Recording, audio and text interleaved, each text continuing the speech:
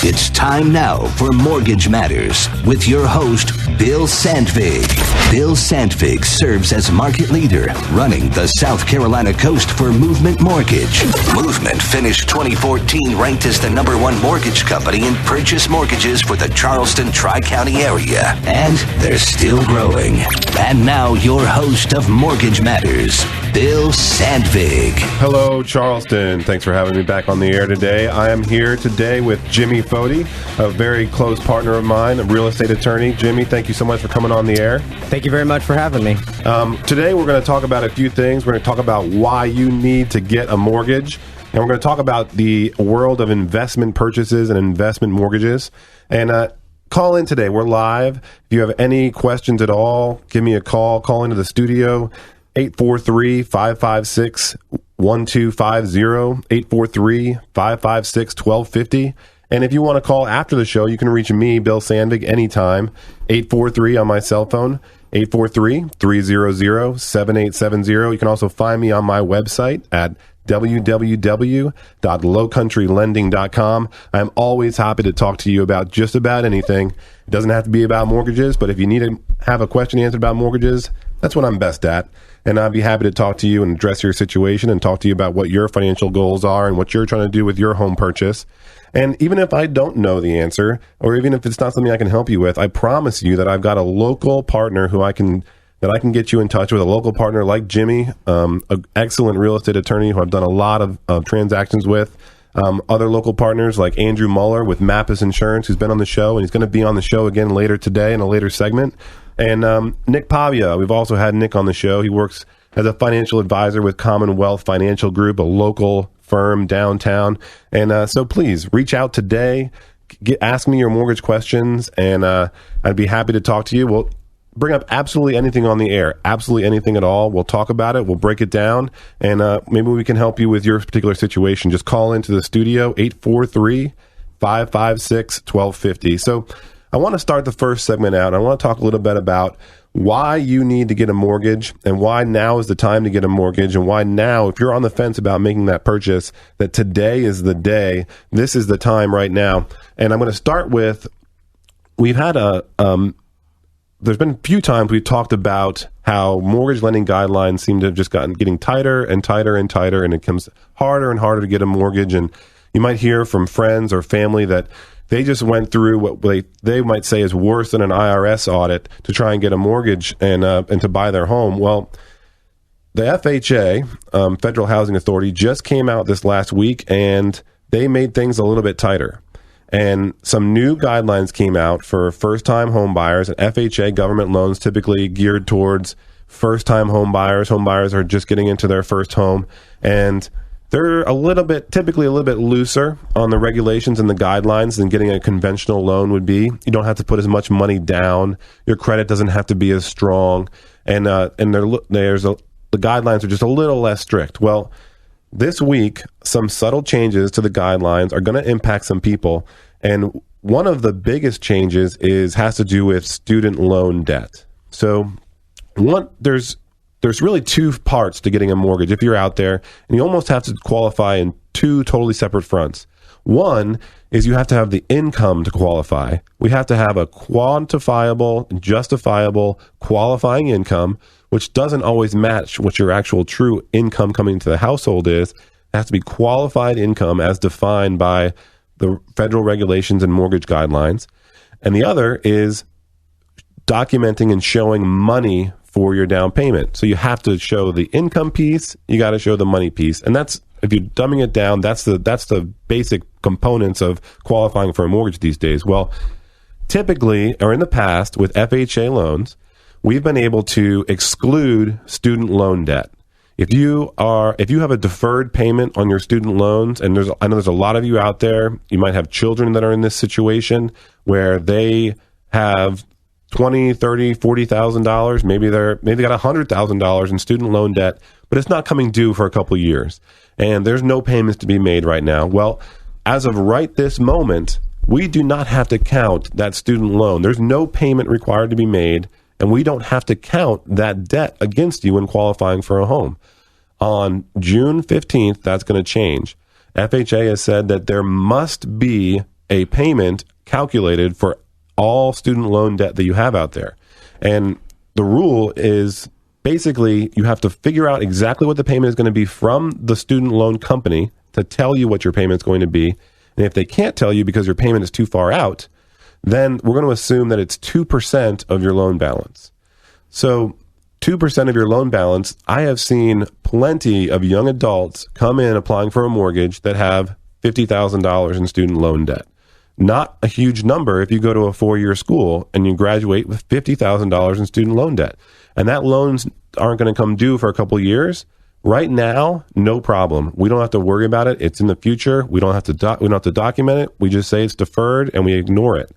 Well, now in 2 months' time, that $50,000 would equate to $1,000 monthly payment.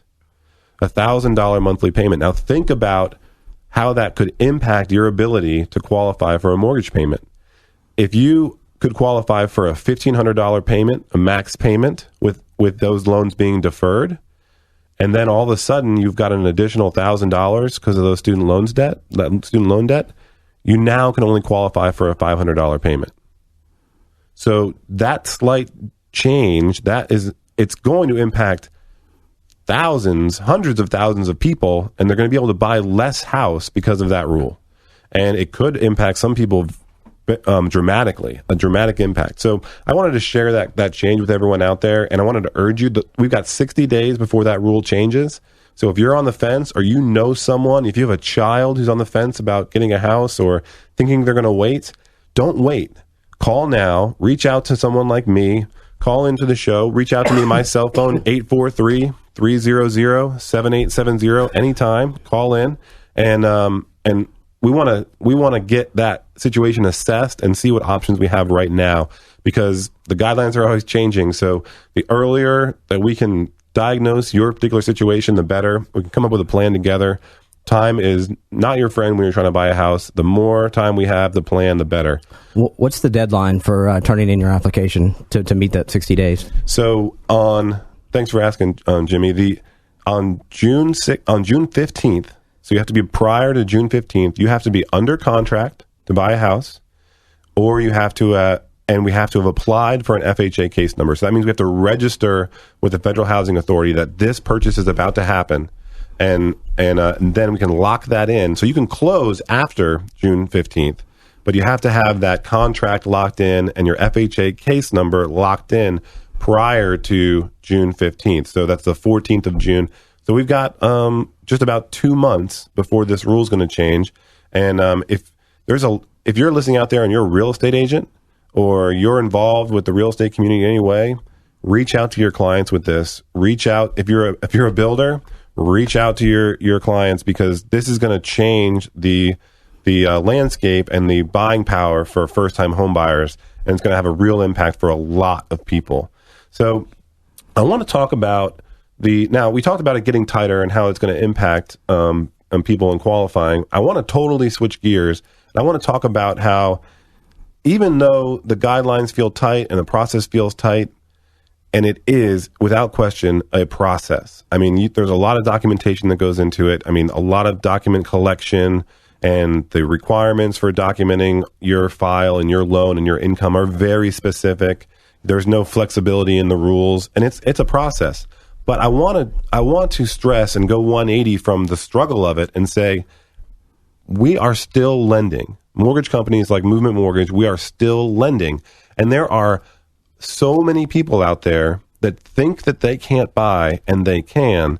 And I want to stress, if you know someone, or you have a child, or you're out there thinking about that you're renting and you're a renter and you can't change that might not be the case. A company like mine, Movement Mortgage, will go all the way down to a 580 credit score for FHA and VA loans. 580.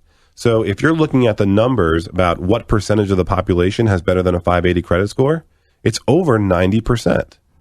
So over 90% of people out there have a credit score over 580.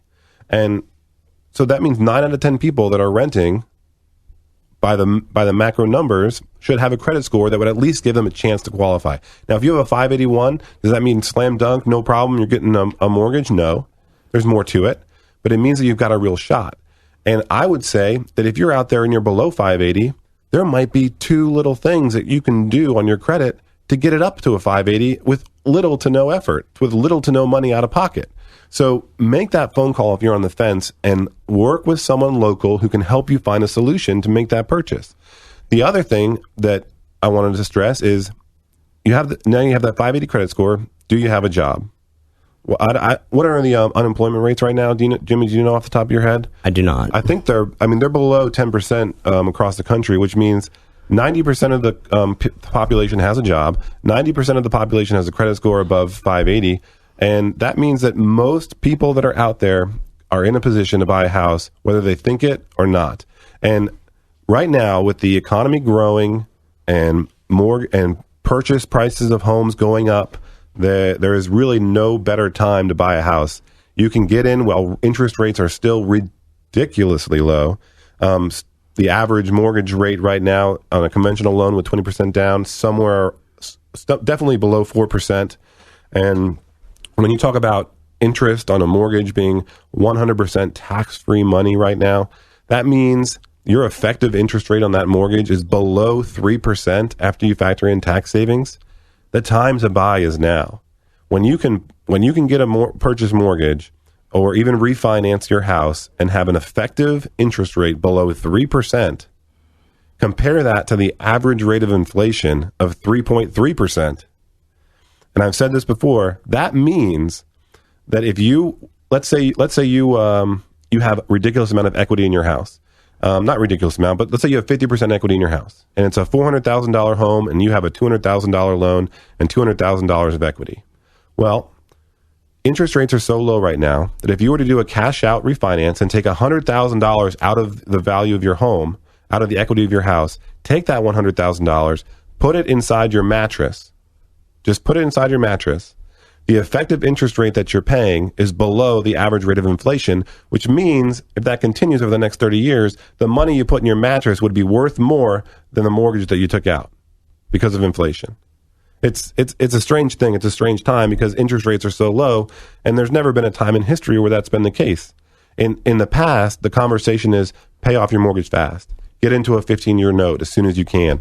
Get away from those interest rates. Get away from those payments. Free up your liquidity for other things. That's not the situation. That's not where the mortgage industry is right now. Interest rates are so low. You want a mortgage. You want to use the equity in your homes. You want to put as little down in your house as you can because your money is going to do so much better somewhere else, whether it's an investment or a 401k or an IRA or paying off other debts like car loans that have a higher percentage than the effective 3% on a mortgage or pretty much anywhere else. And the extreme case is in your mattress. Putting that money in your mattress right now because of the average rates of inflation literally would be a better investment than paying your mortgage off.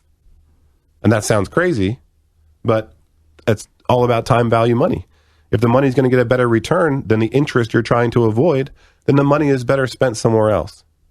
So we're going to talk a little bit more when we come back in the next segment. We're going to talk about investment purchases, and we're going to talk about some different investment strategies and how to position yourself and talk about that principle of why you want to use a mortgage. And if you have any questions at all, please call into the show. We're here on 1250 WTMA, The Big Talker, and I'm Bill Sandvig. You can reach us directly here in the studio at 843-556-1250. And once again, this is Bill Sandvig with Mortgage Matters on 1250 WTMA, The Big Talker. There's more Mortgage Matters with Bill Sandvig coming up next on The Big Talker, 1250 WTMA. WTMA. You're listening to Mortgage Matters on 1250 WTMA. Once again, here's Movement Mortgage's Bill Sandvig. I'm Bill Sandvig. You can call into the studio here at 1250 WTMA, The Big Talker, at 843-556-1250. If you have any questions about mortgage, finance, real estate, I'm here with Jimmy Fody, a prominent real estate attorney here in the Low Country. I have a great relationship with Jimmy. Jimmy and I do a lot of business together. And if you got a question about title or deeding your house or how to transfer title between ownerships or transferring between LLCs and back to individuals and anything you got, anything you have a question about, mortgage related, real estate related, finance related, please call in. We're happy to talk to you. Again, it's 843-556-1250. And if you want to reach me directly, you can always shoot me a text message, give me a call on my cell phone at 843-300-7870. And also you can find me on my website, www.lowcountrylending.com. Please reach out any way, anytime. I'm happy to talk with you and happy to address your questions here on the air. Jimmy, what's a good way for people to reach out to you? The best way to reach me is just to call me. My telephone number at the office is 843-284-0888. Again, that's 843-284-0888. You can also reach me on my cell phone, which is 513-2149, and that's area code 843-513-2149, or on my website at FodeLawFirm.com. All right, thanks, Jimmy. So we just spent a little bit of time last segment talking about why you want to get a loan, about how while guidelines are tight and they're always changing, the net is still pretty wide. A majority of Americans, whether they know it or not, can get into a house and be homeowners. And even if you've been told in the past that you can't get a loan, I urge you to call me, 843-300-7870, my cell phone, because I promise you if there's a solution to be found, I can find it. I tell my real estate partners, I tell my clients, I can fix everything except for income. Your income is what it is. I can't fix that. I can't necessarily find you a job. But if you're thinking you can't get into a house because of credit, all I need is you, your credit report, and time.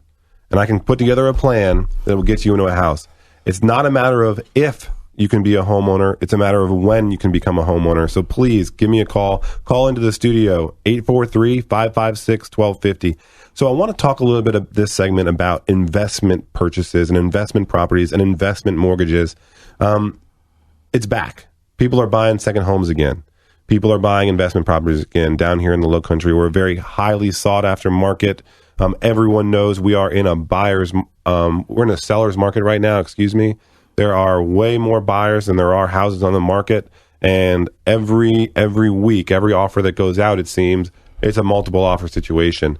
And I'm going to divert a little bit before we get into that investment position and say, because of the fact that we are in a seller's market, and if you're out there buying a house, or maybe you're on the road right now with your real estate agent in the car with you, and you're going to look at houses, well, there are droves of you out there looking at houses right now, and you're going to put an offer on that house, and that offer is going to have 3 others with it, because multiple offers are happening all over the place. I think the last that I heard was that from the initial list price of a house, the average contract price is less than 0.5% below the initial list price of the house. That means that just about half of all contracts are going in at or above the asking price, the initial asking price. Because for the average to be that close to the listing price, sometimes it's going to be lower. Sometimes people are still going to negotiate down. But for every time someone negotiates down, there's another house that's sold above asking price. And that was never happening 2 years ago. 2 years ago, it was the exact opposite. Buyers were like, I'm gonna give an offer 20% below the asking price and see what happens. And then we'll try it again somewhere else. And that wasn't too long ago. And now the averages are basically you put your house on the market for what you put it on for. That's what it sells for. And for the first time, we're seeing appraisals come in below value on purchases because the housing prices are going up so quickly that the appraisals can't keep up. The appraiser is looking back on a house that sold 4 months ago, and that exact same house would sell for $10,000 more. Well, what are they using to base this new price at? And so those appraisals are coming in low for the first time that I've seen in over 7 or 8 years. So let's talk about, because the market is so hot, we are a destination area. We all know Charleston's been all over so many lists about how great a city we are, and people want to come to Charleston. The second home market's back, and the investment home market is back here in the Low Country. So one of the things that a lot of investors do is they pay cash. An investor comes in, they pay cash for the house. It's a quick transaction. It's a clean transaction. They don't have to worry about a mortgage. They don't have to worry about it.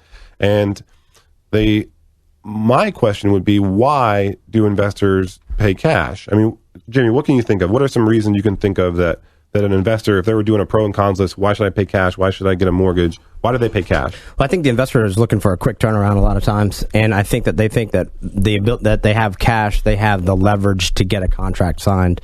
In other words, they have a bargaining power over somebody else that's got a contract that's contingent upon a mortgage. Yeah, so that is a great point. So cash talk, money talks.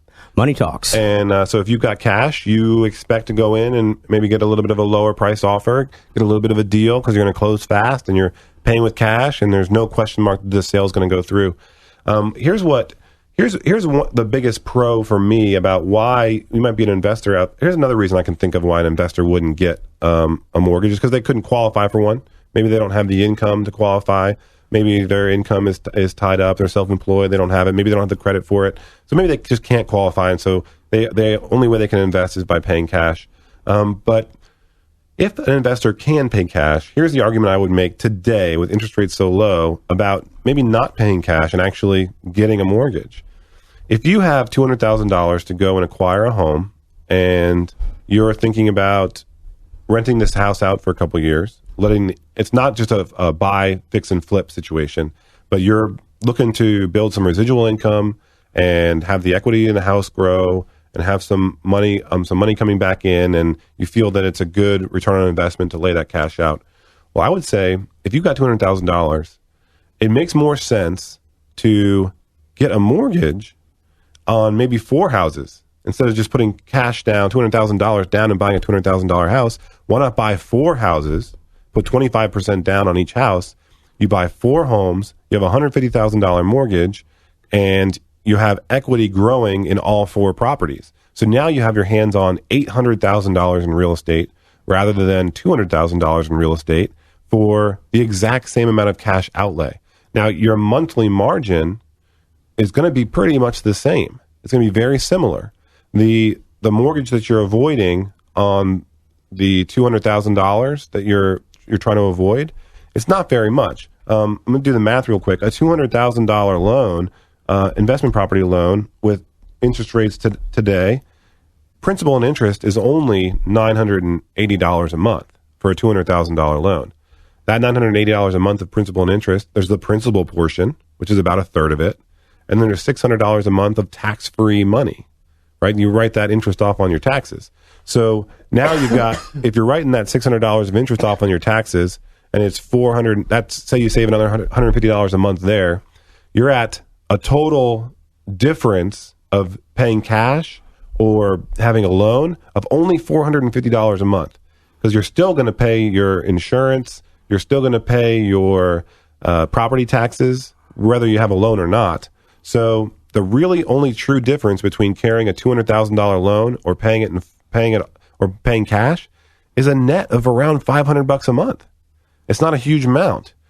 Now, here's where I think it gets really special, and why I think that it just makes sense to get the 4 properties rather than 1.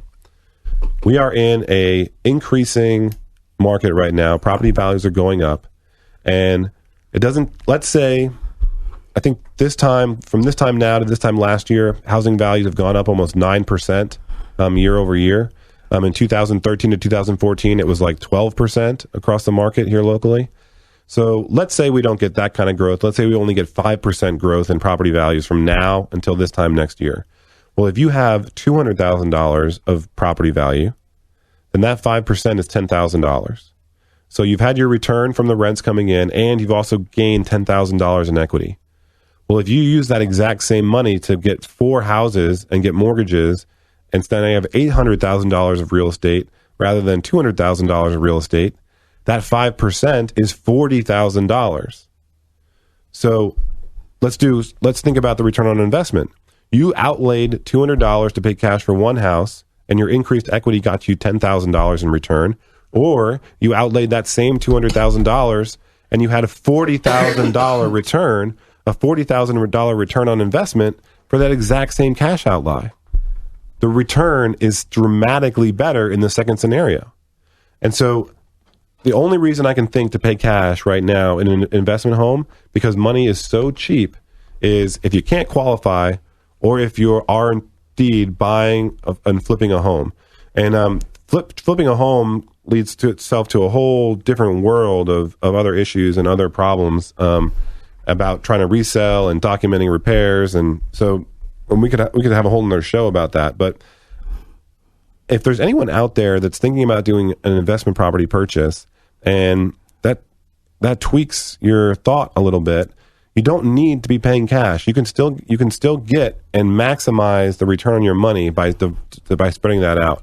When we come back at Mortgage Matters in the next segment, we're going to talk a little bit about to Jimmy a little bit more about some changes that are coming up in the real estate market. And if you have any questions for me at all, you can always call in 843-556-1250. I'm Bill Sandvig here on 1250 WTMA, the Big Talker, and this is Mortgage Matters. Bill Sandvig has more Mortgage Matters straight ahead on 1250 WTMA, the Big Talker. WTMA. This is Mortgage Matters on 1250 WTMA. From Movement Mortgage, here's Bill Sandvig. We're back. I'm here with Jimmy Foti today, a prominent real estate attorney in the Low Country, and we're talking about real estate, mortgages, finance. If you got any questions at all, please call in 843-556-1250. We're going to be joined on the phone in a little bit by Andrew Muller of Mappus Insurance, and he's going to be calling in, talk to us a little bit about some flood changes that have been taking place. So I'm sure we'll hear from him a little bit. But before we do that, Jimmy, I wanted to ask you, so a very complicated and absolutely important and huge transaction in every family and every person's life. Probably one of the biggest things they'll ever purchase is their house. And here in South Carolina, we are what's called an attorney-only state. So an attorney is always involved in every real estate transaction. From your perspective, when should a buyer or a seller get involved with a real estate professional like yourself? Well, I think that, attorneys are involved because it's an important process. Obviously, the purchase of a home is the biggest investment that you're going to do in your lifetime. It's important. The earlier you get an attorney involved, the better. I like to tell people, I say, hey, when is the first time that you're actually going to sign a contract? The first time that you're going to sign a contract is when you hire your realtor. Who's going to explain the contract to you? Your realtor. Who should be explaining it to you? You probably need to have a lawyer explain a contract to you. So, at our firm, I'm happy to review contract or, talk to people and give them a free consultation before they hire a realtor. I think that's the best time. I never even thought about starting it that early, but it does make a lot of sense. I mean, you're a consumer out there and you start fishing around on websites looking for a realtor and you're looking at houses, and then the next thing you know, you're sitting in an appointment with a realtor and there's a 12-page contract in front of you, and you can sign it, or you could probably take a little bit of time and make a phone call. So that's something you would do for free of charge. Free of charge. And I think that most of the attorneys in town will probably take a look at contracts for you ahead of time. There's a lot less real estate attorneys to choose from than there are realtors. So you want to make sure that you're getting a good contract, or the contract is proper. What are some of the things that maybe people could keep an eye out for if they are about to go under contract with a real estate agent that might be some, I know there's no realtors out there that are trying to trick people or trying to stumble people or trap people, at least not people that I work with. But what are some things that you can think of that you would talk to someone about during a review like this? I think that the best thing that you need to look for in your contract, in your listing agreement, or your agency agreement is any kind of fees that are in excess of the commission. In other words, are there any separate fees from the general real estate commission that you're going to pay? Okay, yeah, that's a great point. So now you mentioned that, and I have seen on small occasion where this broker charge just appears that's outside of the normal transaction, and I've had people actually show up a week or a couple of days before closing. They had no clue it was coming. And there it shows up on the HUD, and there's this fee, and they're like, what is this? Right, and it usually shows up on the buyer side. The buyer will be charged a fee by the brokerage, and sometimes it appears on the closing statement, and it's the first time the buyer's kind of actually been aware of it. Yeah. And it's the first time the lender is going to be aware of it, but where it is in the actual contract that you sign with the realtor. Yeah, now that I'm so glad you brought that up, because I can think back to a situation where I had a buyer who was under contract, and we are documenting the cash they need to close. We get to the closing table, and a $10,000 broker fee just showed up. And there it was in the contract, buried in there. And, I mean, this buyer almost lost it. And they actually, the broker ended up rewriting the contract, and they took it off. But I mean, I guess it's out there. It's out there, and a lot of times the fees can be earned by the real estate brokerage if they're going to take a buyer out and they're going to drive you around. You can certainly agree to pay a fee. Sure. But when you're surprised by it, at the closing and it wasn't disclosed to you properly, I think that's one of the things that you need to look for. Why it would help to have an attorney look at something before you sign it for the first time. That is great advice. It looks like we have Andrew here on the line. So I'm going to go ahead and patch Andrew in. Andrew, you there? I'm here, Bill. Hey, Andrew. Thanks so much for coming on the show. For those of you that don't know Andrew is another close partner of mine. He owns and is the president of Mappus Insurance, a local brokerage and insurance property and casualty company here, downtown, local company. Andrew, so thanks so much for coming on the show. There was some recent changes that just took place in the last 2 weeks with flood insurance, and I wanted you to come on and just talk to us a little bit about that and share with, I think people might have already started getting calls and things in the mail telling them about rising premiums. Is that the case?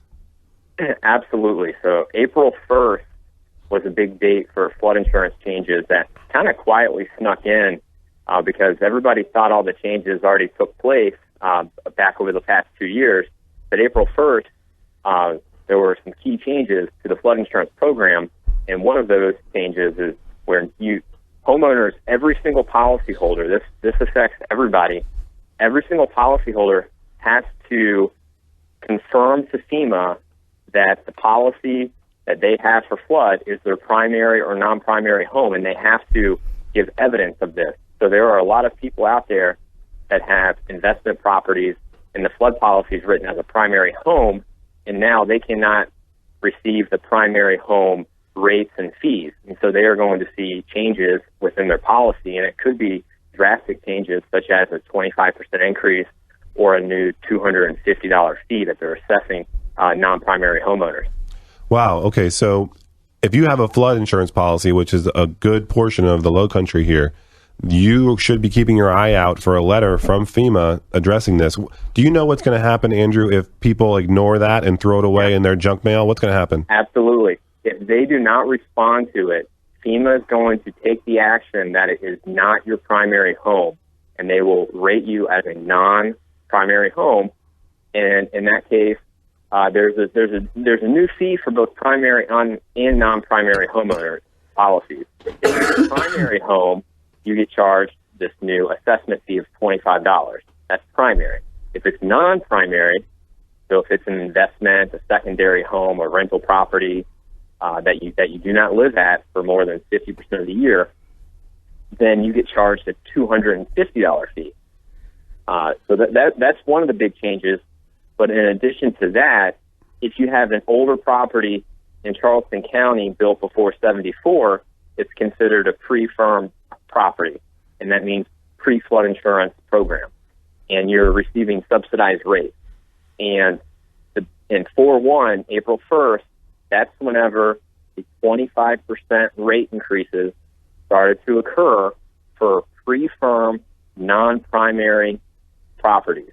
So again, if you ignore that letter you receive and you have an older property, you're going to start seeing dramatic increases in your flood insurance until you address that. Okay, so that's pretty major stuff. If absolutely, you get a piece of paper in the mail and it gets thrown away with your junk mail, that could be a nice, smooth, at minimum $225 mistake, and it could be more. Now, the follow-on question I would have, and I would urge is, well, first of all, Andrew, how can people reach you if they have any questions about this? Because there's going to be a lot of people in this area that are going to start dealing with this. What's the best way for people to reach out to you and if they have questions directly? Absolutely. So the best way to learn about these changes is go into our website. I've produced a great article that outlines all the April 1st changes and how they're going to affect both primary owners and secondary properties that carry flood insurance. So I've outlined all the changes, and I give examples of changes to policies, whether it's a primary or secondary, and depending on what flood zone you're in. So go to our website, which is mappasinsurance.com. You can also reach us by phone at 763-4200. Okay. So a follow-up question would be, can consumers be proactive about this? Is there a place that they can go instead of waiting for a letter? Is there a place they can go and be proactive and report and make these changes, or instead of waiting? Well, FEMA gives you time once you get the letter. So everybody's receiving them. I just received mine in the mail this past week. Okay. And my flood renewal comes up in July. So they're giving you far advanced warning before your renewal, and when you, if you don't fill that form out, then you're going to receive your renewal about 45 days in advance. And if you see that it went up drastically, well, maybe that will be your second hint that, well, maybe I should call my agent and inquire about this. So there's going to be plenty of time to do it. Gotcha. But certainly, when you get that letter, just be proactive at that time and just respond to it. All you have to do is either sign a statement or provide a driver's license or another form showing that it's your primary. Or if it's not your primary, then certainly you don't have to do anything. Okay. Andrew, this is Jimmy Fody. Question for you. One of the things I see a lot are the issues with the flood insurance are with condominiums, with the horizontal property regimes. How is this flood insurance going to affect those people, especially because they have a master policy about the individuals not reporting whether or not it's their primary residence or not? Well, those master policies are not going to be affected by the primary, non-primary. Those are actually excluded from some of this language from the increases. All right. Well, thank you so much, Andrew. I really appreciate you coming on the show. Again, if anybody wants to reach out to Andrew or get in contact with him, you can go onto his website at www.mappasinsurance.com. Again, I'm Bill Sandvig. We're here on WTMA, the Big Talker. Please call in. We got one more segment, 843-556-1250. And when we come back, we're going to talk a little bit about cash and money. Mortgage Matters continues next on Charleston's Big Talker, WTMA. Now, let's get back to Mortgage Matters on the Big Talker. From Movement Mortgage, here's Bill Sandvig. I'm Bill Sandvig, and this is Mortgage Matters. And so far today, we talked about why you should get a mortgage. We talked about investment money, investment purchases, and how to increase your return on investment. So if you're a real estate investor out there and you want to know how to make more money, give me a call anytime, 843-300-7870. If you're sitting out there and you're getting really curious, you want to know what Bill Sandvig looks like, you can go to my website at www.lowcountrylending.com, and you can search around there and learn a little bit more about Movement Mortgage.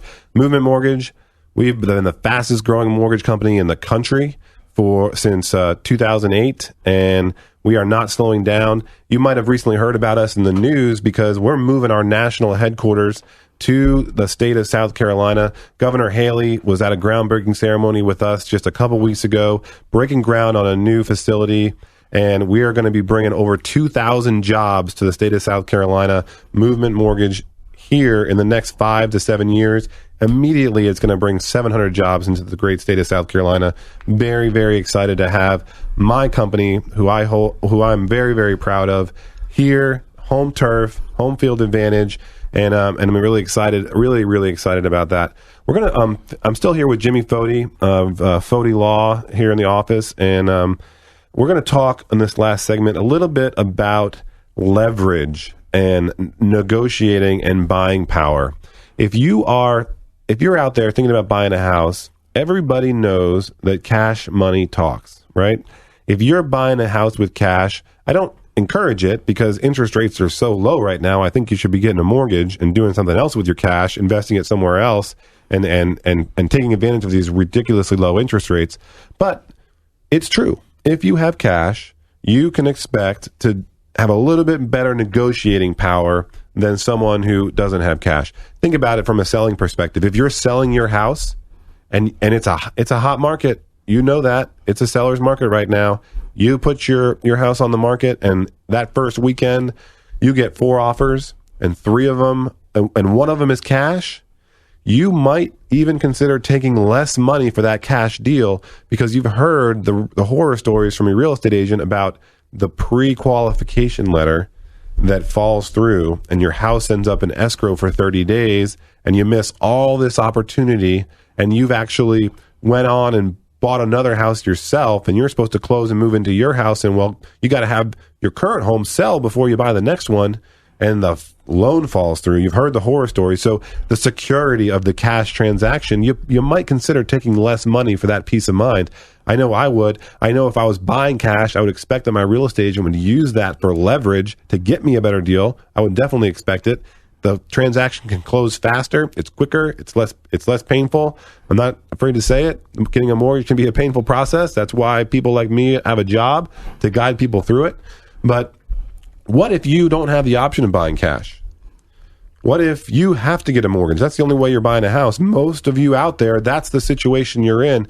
You're not in a place where you can just go lay down a couple $100,000 to get into the home for your family. So you need that mortgage. Well, Movement Mortgage is the only company that I have ever worked with that is going to take you, the average American who needs a mortgage to get into their house, and make you look like cash. If you go to a regular old big bank and you put that application in, and you maybe even got the question from your realtor, they said, well, before we go look at houses, I need you to get pre-qualified. And you said, pre-qualified? What's that? Well, I need you to talk to a bank and figure out about how much you can buy and what you can afford and if you can qualify for a mortgage. And you say, oh, okay. And you go to the bank and you say, I need to get pre-qualified. And you sit down for a half hour and they have a conversation and they pull your credit, and maybe they even look at your pay stubs. Maybe they look at your tax returns. Well, after they've done that look and they spent a half hour, maybe they spent an hour, but maybe they only spent a couple minutes, they're going to print out a pre-qualification letter. And that pre-qualification letter is going to have on it, I promise you, if you have a pre-qualification letter filed away because you're about to make a purchase, you take a look at that letter. It says somewhere on that letter, and it might even say it in bold, this is not approval for a loan. That's what it says. It says, this is not approval for a loan. It says, congratulations, you've been pre-qualified somewhere, but somewhere else it says, this is not approval for a loan. And that's the piece of paper that you're going to go under contract to buy a house. And if you are selling a house, that's probably the piece of paper you're going to accept and say, yep, we trust whoever this person went to and whoever they got their pre-qualification letter, that they did what they needed to do to make sure that this piece of paper that says this is not approval for a loan is good enough to go into this massive transaction.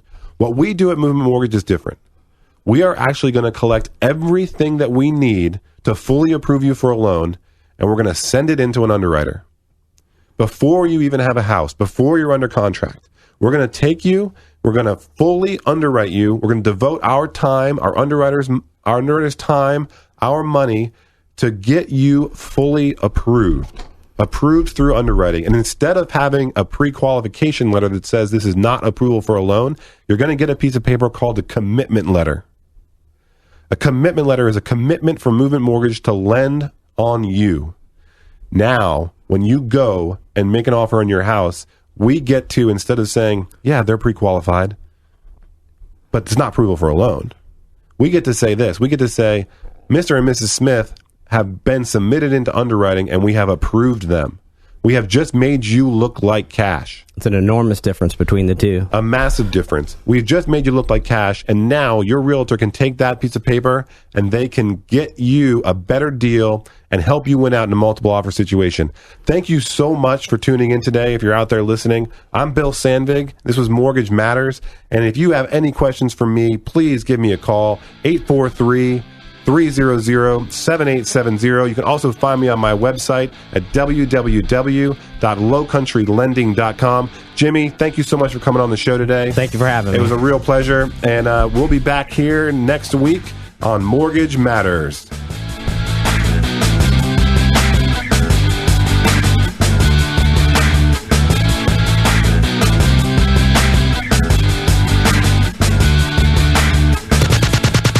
You've been listening to Mortgage Matters with Bill Sandvig from Movement Mortgage. Call Bill for your mortgage needs at 843-300-7870. That's 843-300-7870. Listen again next week at this time for another edition of Mortgage Matters with Bill Sandvig on 1250 WTMA.